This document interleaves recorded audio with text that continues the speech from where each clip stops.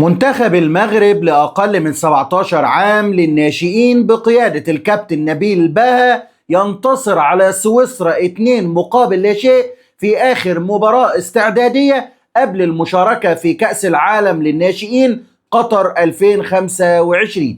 السلام عليكم ورحمة الله.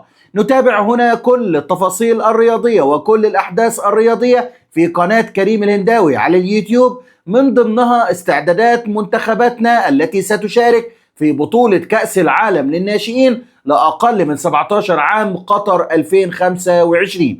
يا ريت اللي وصلوا الفيديو يعمل لنا لايك للفيديو، اشتراك في القناة لو حبيت تتابع معانا أغلب الأحداث الرياضية، واكتب لي في صندوق التعليقات توقعاتك لمنتخباتنا في بطولة المونديال القادم، مونديال الناشئين فئة أقل من 17 عام.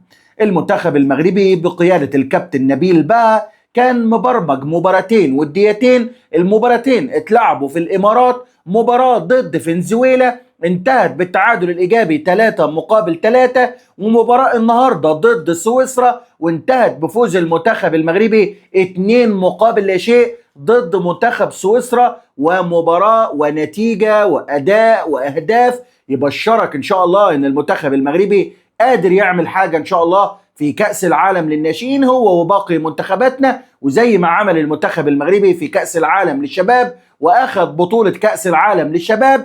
إذا مفيش مستحيل، مفيش حاجة نقدر نقول عليها مش ممكن تحصل، لا كل حاجة ممكن تحصل بالاجتهاد والتوكل على الله أولا طبعا، والالتزام، وتعمل اللي عليك وتلعب بروح عالية وروح طبعا فدائية في أرضية الملعب، وبالتالي تقدر تحقق النتائج المطلوبة بإذن الله. كأس العالم للناشئين لأقل من 17 عام، النسخة الأولى من ضمن 5 نسخ هتتلعب في قطر في الفترة من 2025 وحتى 2029. النسخة الحالية اللي هتتلعب في الفترة من 3 نوفمبر 2025 3/11 وحتى 27/11/2025 بمشاركة 48 منتخب لأول مرة، وضعف النسخ السابقة أو النسخة السابقة اللي كان فيها 24 منتخب. هذه المرة يشارك في البطولة 48 منتخب على شاكلة بطولة كأس العالم للكبار القادمة اللي هتكون في أمريكا وكندا والمكسيك. 48 منتخب، ال 48 منتخب اتوزعوا على القارات كلها والمواقع الجغرافية.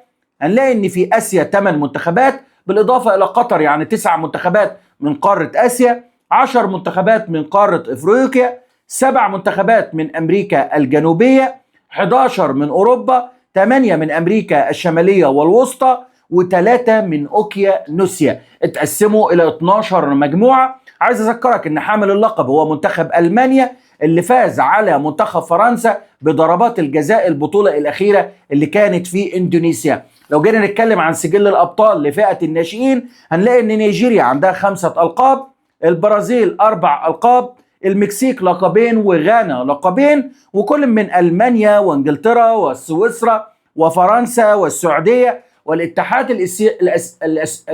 الاتحاد السوفيتي لقب واحد. وبنقول إن منتخب السعودية أخذ بطولة كأس العالم للناشئين سنة 1989. بالتوفيق لكل منتخباتنا المشاركة، مصر والمغرب وتونس والسعودية والإمارات وقطر. بالنسبة لمباراة النهاردة للمنتخب المغربي ضد منتخب سويسرا، التشكيلة طبعا هسيب لحضراتكم التشكيلة وأنا بتكلم. تشكيلة المنتخب المغربي اللي بدأ بيها النهاردة للأسف غير متواجد للمباراة الثانية على التوالي اللاعب إلياس بالمختار، الموهبة الكبيرة، ولكن الحمد لله لاحظنا في التشكيلة تواجد عبد الله وزان لاعب اياكس امستردام، لاحظنا اللاعب منصف ذكري واللاعبين المهمين جدا جدا وموجودين بسم الله ما شاء الله، ما عدا الياس بالمختار اللي نتمنى له العودة سريعا من الإصابة بإذن الله. للأسف لم يشارك في مباراة فنزويلا ولم يشارك في مباراة سويسرا. الأهداف النهاردة اللي أحرزها، الشوط الأول انتهى بنتيجة التعادل السلبي 0 مقابل 0.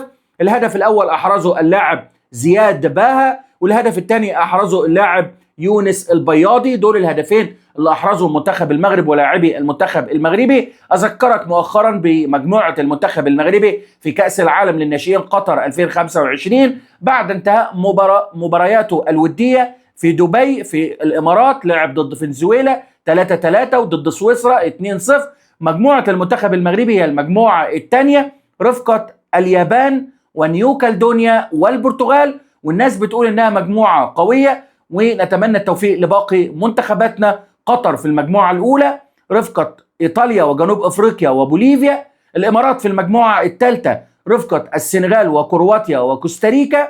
تونس في المجموعة الرابعة رفقة الأرجنتين وبلجيكا وفيجي. مصر في المجموعة الخامسة رفقة إنجلترا وفنزويلا وهايتي. ومنتخب السعودية في المجموعة رقم 12 رفقة مالي ونيوزيلندا والنمسا والسعودية. ده كان تقريرنا النهارده على مباراة المنتخب المغربي ضد منتخب سويسرا، المباراة الودية الثانية اللي اتلعبت في الإمارات قبل السفر إلى قطر للمشاركة في كأس العالم للناشئين لأقل من 17 عام. والسلام عليكم ورحمة الله وبركاته.